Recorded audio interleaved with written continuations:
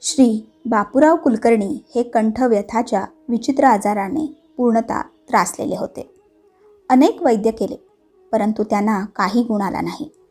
शेवटी त्यांनी वैतागून गाणगापूर येथे सेवा सुरू केली. तेथे त्यांना पार्थिव गणपतीची पूजा कर असा स्वप्नात दृष्टांत झाला. बापूरावांनी संकेताप्रमाणे तळमळीने सेवा सुरू केली. अनेक दिवस सेवा करून त्यांना थोडा आराम पडू लागला. पुढे एके रात्री हरिगुण वर्णन करा असा दृष्टांत त्यांना झाला. पण त्यांना कसलेच ज्ञान नव्हते वा कवित्वाची काहीही कला अवगत नव्हती. परंतु श्रींची आज्ञा शिरसावंद्य मानून त्यांनी कवित्वाला सुरुवात केली. जवळजवळ 300 ते 400 अभंग त्यांनी लिहिले. हे अभंग लिहित असताना त्यांना एक अडचण येत. त्यांच्या अभंगाचा शेवटचा चरण पूर्ण होत नव्हता आणि ते पुन्हा व्याकुळतेने दत्तस्वामींना आळवू लागले.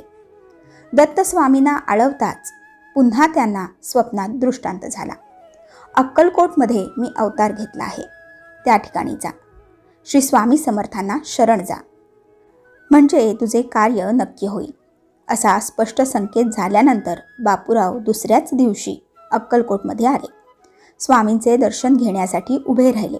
तेव्हा स्वामींनी बापूंच्या कंठास पायाचा अंगठा लावला आणि मस्तकावर हात ठेवला. बापूरावांना क्षणभरासाठी समाधी लागली आणि पूर्णानुभवासहित ज्ञानप्राप्ती झाली. आणि आश्चर्य म्हणजे बापूरावांची कंठव्यथा पूर्णपणे बरी झाली.